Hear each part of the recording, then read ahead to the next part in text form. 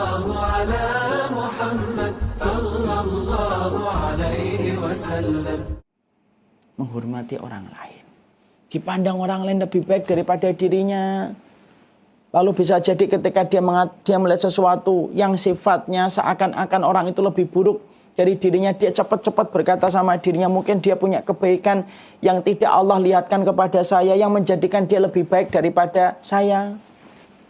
Itu bentuk tawadhu. Karena lain itu ada makna tawadhunya. Melihat orang lain itu selalu lebih baik daripada dirinya. Lalu tentunya adalah simpati dan penuh empati. Sifatnya itu simpatik. Sehingga kemudian akhirnya itulah yang menjadikan orang memiliki sifat lain. Kemudian yang berikutnya, qarib. Kata Rasulullah, yang terhalang dan terharamkan dari api neraka, murah senyum.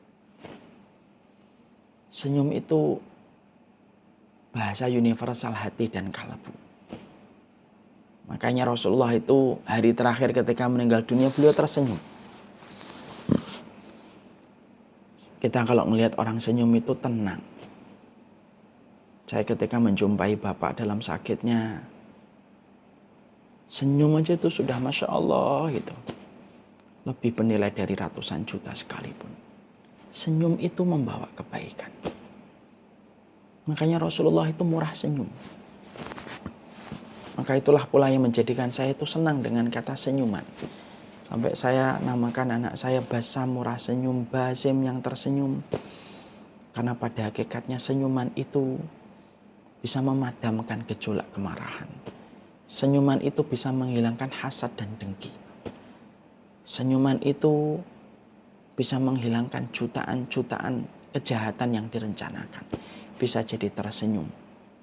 Bisa menggagalkan orang untuk mati bunuh diri. Pernah kita dapatin? Ada orang yang mati bunuh diri, dia menulis di dalam diarinya, saya akan berjalan menuju jembatan. Kalau ada yang mau tersenyum kepada saya akan gagalkan rencana saya untuk mati bunuh diri. Sampai dia mengatakan, saya cuma butuh satu senyuman saja sampai saya sampai ke jembatan itu. Karena senyuman itu merupakan dasar kebaikan. Qarib. Qarib itu supel, cepat akrab. Orangnya tidak gampang marah, tidak gampang suudzon sama orang lain.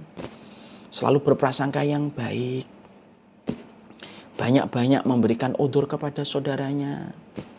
Lalu kemudian dia cepat akrab. Dia tidak menunggu bola tetapi dia menjemput bola kalau ada orang yang belum akrab kepadanya. Walaupun kita harus paham, tidak semua orang bisa akrab dengan kita. Semuanya tidak bisa. Tentunya kita akan dipertemukan dengan orang yang satu ruh dengan kita dalam kesamaan-kesamaan dalam beberapa visi dan misi kehidupan kita. Tapi mereka menjadi orang yang cepat akrab. Lalu mereka menjadi orang yang tawadhu. Kalau ngobrol, tidak menyampaikan terus-terusan, saya itu begini, kalau saya itu begini, kalau saya itu begini. Tidak. Tapi dia selalu menempatkan orang lain menjadi berharga dalam setiap pembicaraan. Menjadikan orang lain itu merasa senang ketika diajak bicara dengannya. Maka itu sifat qarib. Dan kemudian yang terakhir, salah satu sifat orang yang diharamkan oleh api neraka, yaitu sifat sahlin. Sahlin itu apa? Mudah menolong, mempermudah, dan tidak pernah mempersulit. Maka inilah yang menjadikan kita akhirnya paham. Inilah orang-orang yang diharamkan oleh Allah dari api neraka, yang tak tersentuh dari api neraka. Harusnya ketakutan kita dari zina itu selaras dengan ketakutan kita ketika kita memiliki akhlak yang buruk. Akhlak yang buruk menghempaskan sebagian pahala yang telah kita dapatkan. Akhlak yang buruk merupakan identitas penduduk neraka. Dan mengikuti sunnah itu pada hakikatnya memadu padankan antara ilmu dengan akhlak. Dan salah satu akhlak yang tidak berat, akhlak yang tidak membutuhkan biaya, yaitu adalah ketika kita menjadi orang-orang yang hayyinun. Ya, orang yang tenang, tidak cepat marah, tidak gampang menghujat, penuh pertimbangan. Setiap melakukan sesuatu sampai dia berdialog dengan Allah dalam istikharah dan bertanya kepada orang yang faham. Lain, lembut kata-katanya. Ya, dia lembut di dalam kata-kata, lunak di dalam sikapnya, tidak kaku dan tidak kasar. Dan orang yang lunak itu merupakan sifat rahmat yang Allah berikan kepada orang yang Allah kehendaki. Qarib, mudah senyum, akrab, supel, tidak cepat marah, tidak cepat suudzon. Lalu melihat orang lain lebih baik. Dan yang keempat, yaitu adalah orang yang mereka itu sejatinya gampang menolong dan tidak mempersulit orang yang ada di hadapannya. Barakallahu fikum, ini yang dapat saya sampaikan dalam kesempatan hari ini. Senang sekali berjumpa dengan rekan-rekan di Bayyinah. Semoga rekan-rekan di Bayyinah ini akan menjadi delegasi-delegasi sunnah, delegasi-delegasi Islam kepada mereka yang selama ini masih jauh dari panggung kebenaran. Setiap orang harus mengambil posisi, setiap orang harus mengambil peran. Ada yang menyampaikan kebenaran, selayaknya saya mengumpulkan dalil, menyampaikan kepada mereka yang belum mengetahui dalilnya. Tapi tugas ini bukan hanya kepada saya, tapi juga terbebankan kepada rekan-rekan di Bayyinah. Kalau kemudian mereka ingin sekali untuk menyampaikan bagaimana penjelasan kitabullah dan sunnah, terkadang berakhlaklah dengan akhlak yang baik. Karena sesungguhnya banyak saudara kita yang kembali kepada jalur kebenaran disebabkan karena dia sudah terpenjara dengan akhlak yang baik dari orang-orang yang memperlihatkan keimanan dan keislaman. Semoga tidak ada lagi cerita dan kisah sedih, pilu, orang-orang yang lari dari kebenaran karena kecewa kepada orang yang menjalankan kebenaran ketika tidak memiliki akhlak.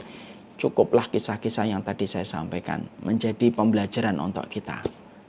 Sesungguhnya siapapun kita, berjenggot tidak berjenggot, cingkrang ataupun tidak cingkrang, di masjid atau tidak di masjid sholatnya, tapi kalau dia memiliki akhlak yang buruk, maka sesungguhnya yang kita khawatirkan adalah investasi pahalanya akan terganggu disebabkan akhlak buruk yang dia tidak sikapi dengan sikap untuk memadamkan dan menggantinya dengan akhlak yang baik. Semoga kita termasuk orang-orang yang berakhlak yang mulia. Semoga Allah memberikan kepada kita akhlak yang mulia. Allahumma kama hasanta khalqana fahasin khuluqana. Ya Allah, sebagaimana Engkau telah membaguskan fisik kami, maka baguskanlah akhlak kami. Karena tidak ada yang mampu mengarahkan kami kepada kemuliaan akhlak kecuali adalah Engkau, ya Allah. Ya Rabbana ya mujibah sa'ilin. Semoga yang hari ini menjadi tamatan pondok, tamatan fakultas syariah, Madinah, Mesir, Libya, dimanapun mereka belajar agama, semoga mereka lah yang akan menyampaikan bayyinah, menyampaikan penjelasan seterang-terangnya kepada mereka yang belum paham. Tapi bagi mereka yang bukan ditakdirkan untuk lahir dari pesantren, tidak lahir dari fakultas syariah, dalam ataupun luar negeri, semoga mereka pun menjadi delegasi-delegasi bayyinah dan kebenaran dengan sikap dan attitude mereka yang mulia, sampai menjadikan orang jatuh cinta kepada akhlaknya, lalu tergerak untuk kembali kepada Allah.